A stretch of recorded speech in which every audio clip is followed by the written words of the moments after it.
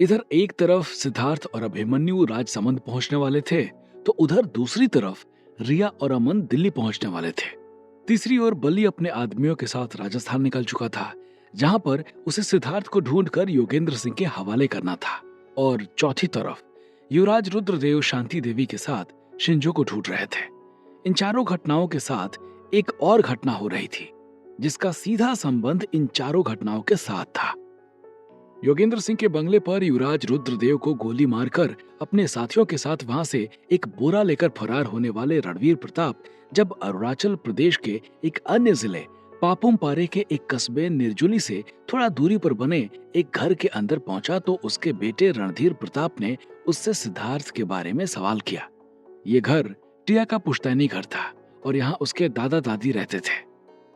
रणधीर प्रताप ने सिद्धार्थ के बारे में सवाल पूछने पर रणवीर प्रताप ने उसे कोई जवाब नहीं दिया, बल्कि वहां अपने साथियों के साथ अंदर चला गया था।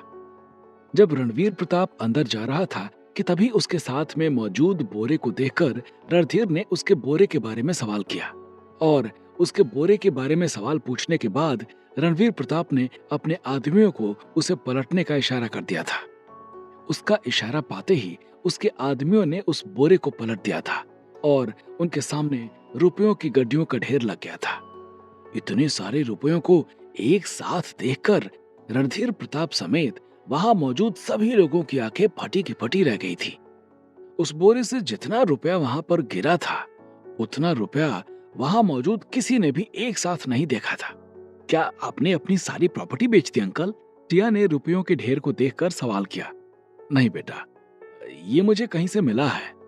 इतना कहते हुए रणवीर प्रताप ने अपने आदमियों को उन रुपयों को फिर से बोरे में भरने का इशारा कर दिया था, और जैसे ही रणवीर प्रताप अपने आदमियों को इशारा करके वहां पड़ी एक कुर्सी के ऊपर बैठने जा रहा था कि तभी वहां मौजूद रणधीर ने उसका हाथ पकड़ लिया और बोला, डैड, आप सिद्धार्थ के बारे में पता करने गए थे, लेकिन आप सिद्धार्थ के बारे में पता करने की बजाय पैसे लेकर आ गए हैं। आखिर यहाँ चल क्या रहा है और आप हमसे क्या छुपाने की कोशिश कर रहे हैं? रणधीर ने अपने डैड से सवाल किया।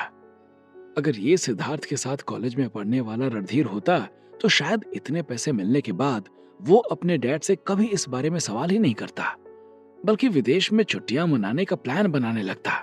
लेकिन ये रणधीर पुराने वाले रणधीर से बहुत अलग था। शक्ति मौली के साथ हुए एक्सीडेंट के बाद रणधीर एकदम से बदल चुका था।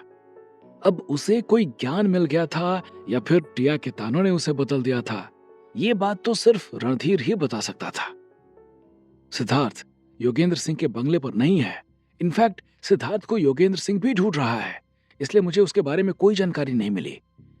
रणवीर प्रताप ने उससे अपना हाथ छुड़ाकर कुर्सी पर बैठते हुए कहा, और ये पैसे, ये कहां से मिले आपको? रणधीर ने अपने डैड से अगला सवाल किया। पैसों से मतलब ना रखो तुम रणधीर, जितना मतलब है बस उतने सवाल पूछा करो। रणधीर को बार बार पैसों के बारे में सवाल करता देखकर रणवीर प्रताप को गुस्सा आ गया था। रणधीर अपने कॉलेज का एक दबंग स्टूडेंट था और वो अपने डैड के नाम पर गरीब और कमजोर स्टूडेंट को बुली करता था, लेकिन वो अपने डैड से बहुत डरता था। इसलिए जैसे ही रणवीर प्रताप ने उसे गुस्से से देखते हुए जवाब दिया, वो चुप हो गया था। टिया और उसकी फैमिली भी उन पैसों के पीछे का राज जानना चाहती थी, लेकिन जब रणवीर प्रताप ने रणधीर को डांटा तो उसके बाद उनकी भी हिम्मत नहीं हुई कि वो रणवीर प्रताप से इस बारे में सवाल करे। इधर रणवीर प्रताप उन पैसों को छुपाने के लिए फिर से बोरे में भरवा रहा था, और उधर दूसरी तरफ सिद्धार्थ और अभिमन्यु राजसमंद पहुंच चुके थे। राजसमंद में बनी पृथ्वीराज सिंह की हवेली के बाहर मौत भरा सन्नाटा छाया हुआ था और अंदर से रह रहकर चीखने की आवाजें आ रही थी। सिद्धार्थ को बहुत ज्यादा डर लग रहा था, लेकिन उसे बीरेन शर्मा का आदेश मानना था, इसलिए वो गाड़ी से उतरकर अंदर चला गया था। सिद्धार्थ जैसे ही मेन गेट को पार करके अंदर घुसा कि अंदर का नजारा देखकर उसके तोते उड़ गए थे। वहां करीब 20 की संख्या में लोग बैठे हुए थे और सबने एक जैसे कपड़े पहने हुए थे, और उन लोगों में खास बात यह थी कि सबके सिर फटे हुए थे। किसी के सिर से खून निकल रहा था तो किसी के सिर पर दवा पट्टी चल रही थी। वो सारे लोग पृथ्वीराज सिंह के घर में काम करने वाले नौकर थे, जो पृथ्वीराज के बेटे अनिकेत के हाथों घायल होकर वहां आए थे। सिद्धार्थ ने जब ये नजारा देखा तो वो थोड़ा घबरा गया था। वो कुछ कदम आगे बढ़ा ही था कि उसे सामने से कार्तिक आता हुआ दिखाई दिया। कार्तिक के भी सिर में चोट लगी हुई थी और उसके भी सिर से खून बह रहा था। पृथ्वीराज की बर्थडे पार्टी के बाद सिद्धार्थ तो बिसलपुर वापस चला गया था, लेकिन कार्तिक यहीं रुक गया था। चूंकि कार्तिक एक चोर उचक्का था और उसे कोई बाहर काम देने वाला नहीं था, इसलिए उसने पृथ्वीराज से सिद्धार्थ के नाम पर काम मांगा। तो पृथ्वीराज ने उसे अनिकेत की तीमारदारी के लिए रख लिया था।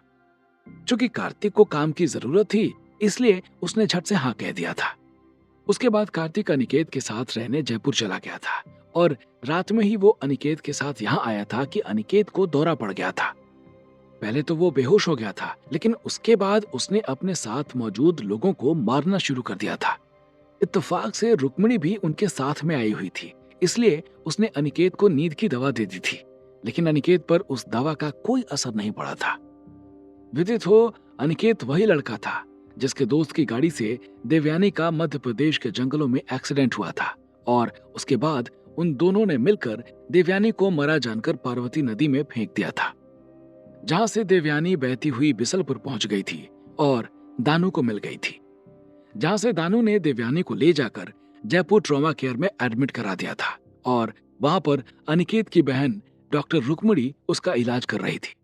जब रुक्मिणी ने अनिकेत को सवाई मानसिंह हॉस्पिटल में एडमिट किया था, तो उसने उसके सीने पर एक निशान देखा था और उसके साथ साथ अनिकेत उसके कानों में ये बड़बड़ा रहा था, जिस दिन इस निशान वाला लड़का अपनी हवेली में आएगा, उसी दिन मैं ठीक हो जाऊंगा। उसके बाद अनिकेत बेहोश हो गया था। पहले तो रुक्मिणी को यह सब एक अंधविश्वास जैसा लगा था, लेकिन जब पृथ्वीराज सिद्धार्थ को हवालात से छुड़ाकर हवेली लेकर पहुंचा, तो अनिकेत को उसी दिन होश आ गया था। अनिकेत के होश में आने की खबर जानकर और सिद्धार्थ की अंगूठी पर वही निशान यानी इंद्रनगर का राजकीय चिन्ह देखकर रुक्मिणी को अनिकेत के द्वारा कही गई बातों पर विश्वास हो गया था। इसलिए आज जब अनिकेत को फिर से दौरा पड़ा, तो उसने सिद्धार्थ को बुला लिया था। क्या हुआ कार्तिक तुम्हें? सिद्धार्थ ने कार्तिक से सवाल किया और उसके बाद कार्तिक ने उसे सब कुछ बता दिया था। कार्तिक से अंदर हुए हंगामे के बारे में जानकारी मिलने के बाद सिद्धार्थ और अभिमन्यु तेजी के साथ अंदर चल पड़े थे। चूंकि वो हवेली बहुत बड़ी थी और अनिकेत हवेली के सबसे पिछले वाले हिस्से में था, इसलिए सिद्धार्थ और अभिमन्यु को वहां पहुंचने में समय लगने वाला था। इधर सिद्धार्थ और अभिमन्यु अनिकेत से मिलने जा रहे थे, तो दूसरी तरफ रणवीर प्रताप उस घर से बाहर निकलकर टहल रहा था कि तभी वहां पर टिया के पापा भी आ गए थे और बाहर आने के बाद वो भी रणवीर प्रताप के साथ टहलने लगे थे। टिया के पापा रणवीर प्रताप से सवाल करना चाह रहे थे, लेकिन रणवीर प्रताप जिस हिसाब से अभी अपने बेटे के ऊपर भड़के थे, उसे देखकर टिया के पापा की हिम्मत नहीं हो रही थी कि वो रणवीर प्रताप से कोई सवाल करे। लेकिन रणवीर प्रताप ने उनका सवालिया चेहरा पढ़ लिया था, इसलिए वो टिया के पापा से सवाल करते हुए बोले, क्या हुआ भाई साहब, आप कुछ कहना चाह रहे हैं? रणवीर प्रताप ने टिया के पापा से सवाल किया। हाँ भाई साहब, वो पैसों के बारे में जानना चाह रहा था कि आखिर आपको इतने पैसे मिले कहां से। टिया के पापा ने रणवीर प्रताप से सवाल किया और उनके सवाल करने के बाद रणवीर प्रताप की आंखों के सामने उस रात की घटना का दृश्य घूमने लगा था। अपने बेटे समेत टिया, उसके पापा और शक्ति मौली को यहाँ छोड़ने के बाद रणवीर प्रताप सिद्धार्थ के बारे में पता करने के लिए अकेले ही ईटानगर निकल गया था। वहां जाने के बाद उसने अपने साथ काम करने वाले 3 और लोगों को भी अपने साथ ले लिया था, ताकि कोई भी मुसीबत आने पर वो अकेला ना पड़े, जिसमें से एक किसी भी प्रकार का ताला खोलने में एक्सपर्ट था। चूंकि रणवीर प्रताप को यह मालूम था कि सिद्धार्थ को योगेंद्र सिंह ढूंढ रहा है, इसलिए उसने योगेंद्र सिंह के बंगले में जाकर सिद्धार्थ को ढूंढने का निर्णय किया। और इसी सिलसिले में जब वो योगेंद्र सिंह के बंगले पर पहुंचा, तो उसने देखा कि वहां सन्नाटा फैला हुआ है। उसके बाद वो बंगले के अंदर चला गया था और वहां पर उसने कमरों में सिद्धार्थ को ढूंढना शुरू कर दिया।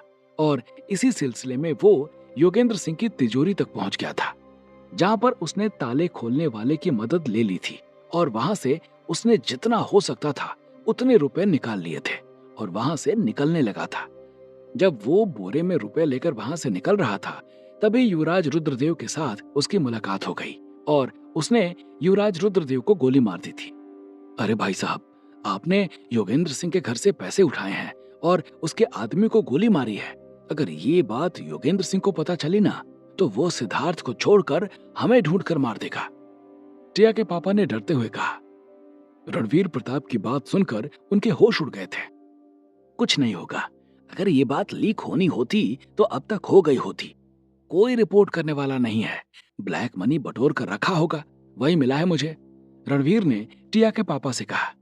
और आपने जिसे गोली मारी है उसका क्या? टिया के पापा ने उससे अगला सवाल किया। उसको जो होना होगा हो चुका होगा। मैं उसे गोली नहीं मारना चाहता था, लेकिन मेरे पास कोई ऑप्शन नहीं बचा था, रणवीर प्रताप ने एक गहरी सांस लेते हुए कहा। जब रणवीर प्रताप टिया के पापा से ये बात कह रहे थे, तो उस वक्त रणधीर और टिया भी छुपकर उनकी बातों को सुन रहे थे। और जब रणधीर को ये पता चला कि उसके डैड ने किसी की हत्या करके वो पैसे चुराए हैं, तो उसका चेहरा डर और गुस्से की वजह से लाल हो चुका था। उसे डर इस बात का लग रहा था कि उसके पापा ने जहां से रुपए चुराए थे वो योगेंद्र सिंह का घर था, जो एक निर्दयी आदमी था और बदले के लिए किसी भी हद तक जा सकता था। ये चीज उसने सिद्धार्थ के केस में देख ली थी और गुस्सा उसे इसलिए आ रहा था कि उसके वो पापा जो आदर्श और उसूलों की लंबी लंबी बातें करते थे, उन्होंने रुपयों के लिए किसी की हत्या कर दी थी। ये सोचकर ही रणधीर को बहुत गुस्सा आ रहा था। इधर अपने पापा की हरकत जानने के बाद रणधीर प्रताप गुस्से से लाल हो रहा था और उधर सिद्धार्थ अभिमन्यु के साथ तेजी से हवेली के अंदर जा रहा था। जैसे जैसे वो अंदर जा रहा था, वैसे वैसे चीखने की आवाज तेज होती जा रही थी। और जब सिद्धार्थ पूरी हवेली पार करके उस हिस्से में पहुंचा जहां पर अनिकेत था, तो अपने सामने का नजारा देखकर सिद्धार्थ के पैरों तले जमीन खिसक गई थी। सिद्धार्थ के सामने जो घटित हो रहा था, सिद्धार्थ ने उसकी कभी कल्पना तक नहीं की थी। अनिकेत की स्थिति देखने के बाद सिद्धार्थ ये बात बखूबी समझ चुका था कि उसे आधा सच बताया गया है और अब वो पूरा सच जानने के बाद उससे बचने के रास्ते ढूंढने लगा था। आखिर क्या है अनिकेत प्रताप सिंह का पूरा सच, और क्या करेगा रणधीर अपने पापा की असलियत जानने के बाद? क्या होंगे इन सभी सवालों के जवाब? हमें कमेंट करके जरूर बताएं। और आगे की कहानी जानने के लिए सुनते रहिए भूमिपुत्र, सिर्फ पॉकेट एफएम पर।